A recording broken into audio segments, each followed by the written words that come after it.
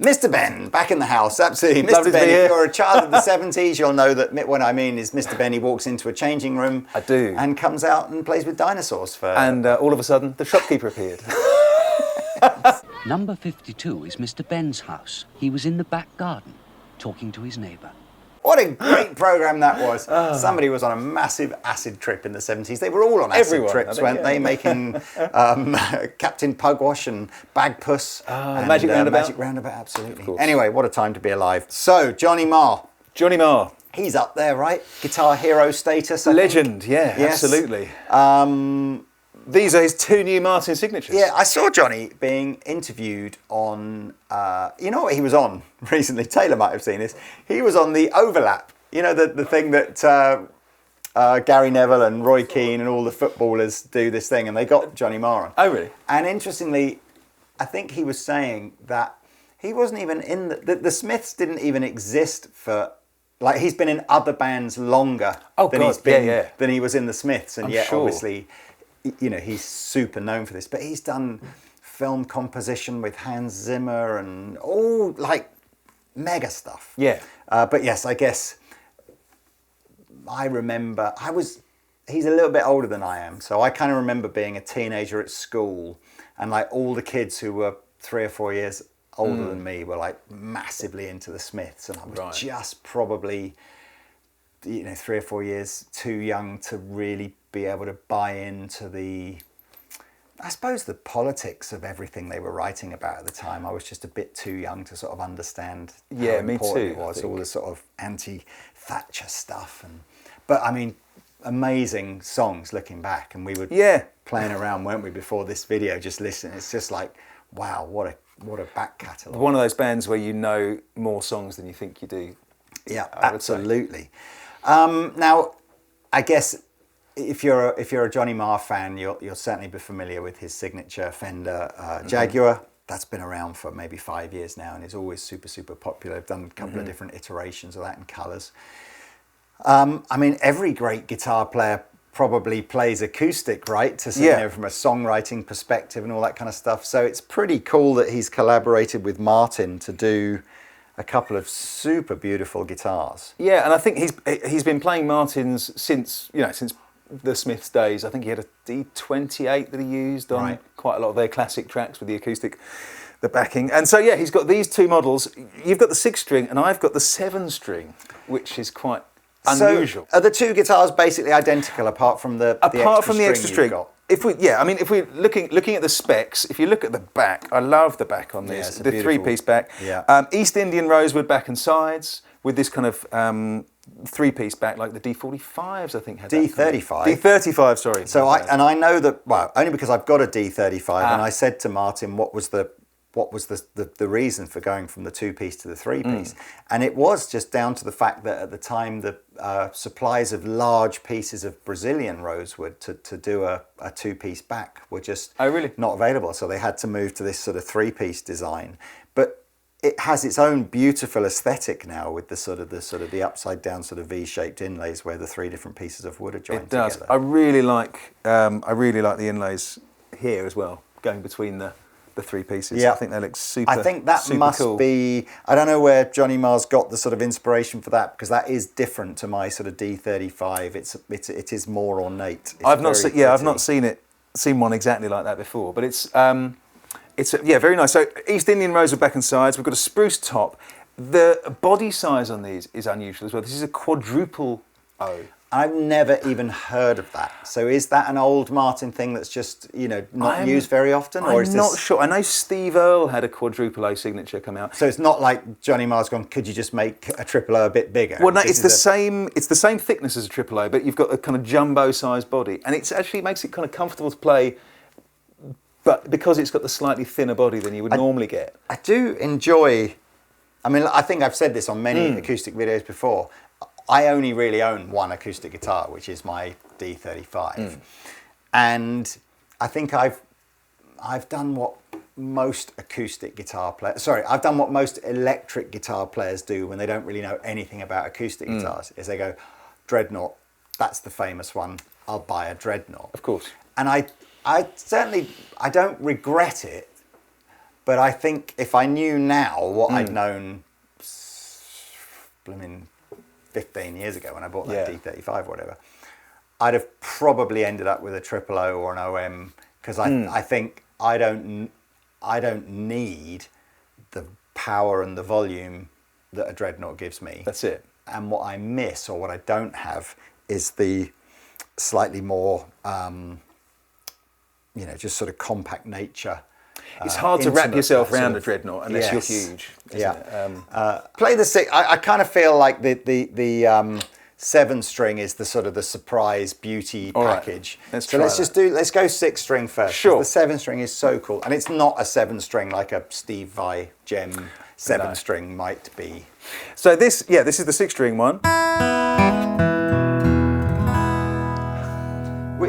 We've just finished doing a video on a guitar all made of koa. Yes. And it's a lovely, lovely guitar, beautiful to look at, but I made a comment in that it didn't seem to have the warmth and the familiarity of like a rosewood spruce top guitar. And as soon as I strummed this, I was just like, I'm back in familiar territory now. It's such a lovely, warm, dynamic sounding guitar. That's it. And it's, that classic Martin thing of it just sounds...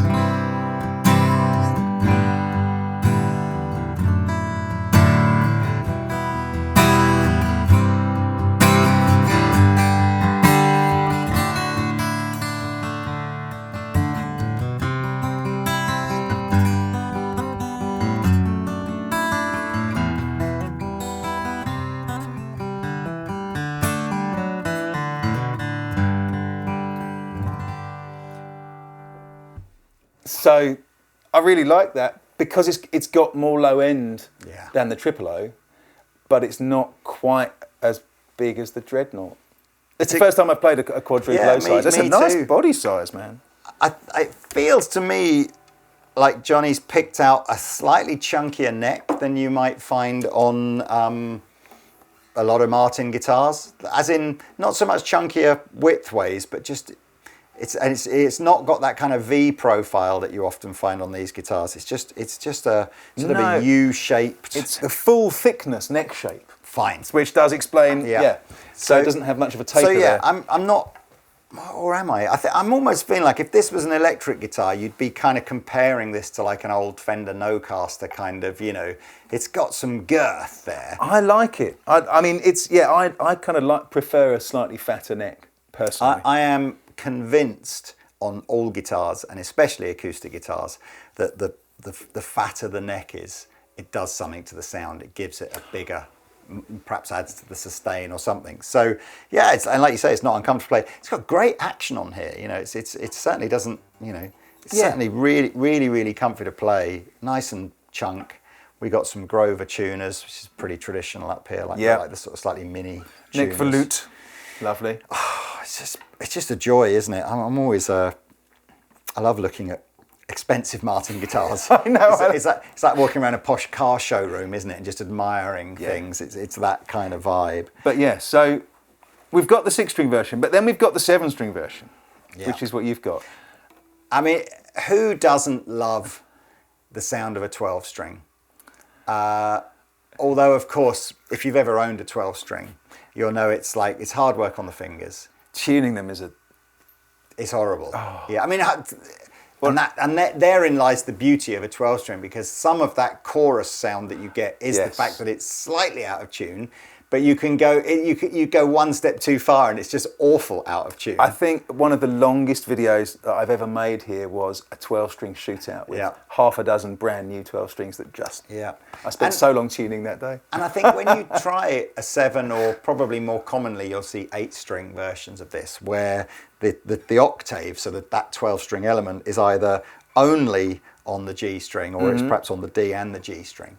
You realise that you can achieve 90% of the 12-string vibe with 2% of the tuning problems. It's a really good compromise. Well, look, let me hand this back to you. Sure. And you were saying you think that Roger McGuinn I'm had done this kind of vibe on an acoustic before? I think there's been an 8-string Roger McGuinn signature at some point, because obviously he's another... Johnny Marr's well known for using 12 strings a lot. Roger McGuinn, the same deal. And I have a feeling they came at it from the same angle of going, well, I don't need all 12 I will strings. give a plug to our friends at Alvarez, because if you're listening to this guitar and you're going, I love that idea of a guitar where it's got an octave on the D and the G string. Alvarez do a much more affordable version of that, and it's great fun to play. Anyway, let's immediately you'll hear this. I was going to say, so we've got the 7th string is an octave higher than the open G string, and it's just there as a pair, so you've got a kind of course there.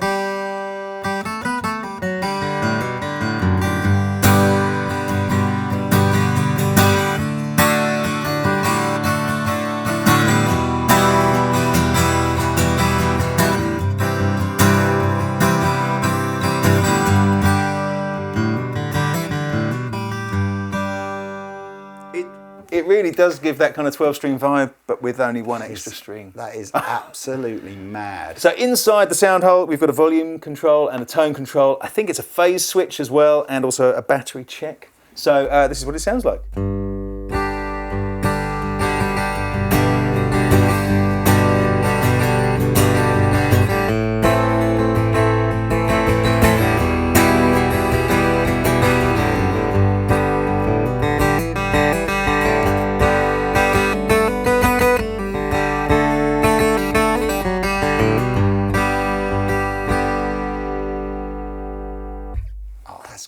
Very nice. It's a really nice little kind of added sparkle to the sound, 100%. Isn't it? Just I can see if you're either a Johnny Marr fan or just a Martin guitar fan, I think these will be popular. I guess the fact that it's not just another O signature or OM signature, that they've been done a little bit, haven't they, over the last few years? It's something different.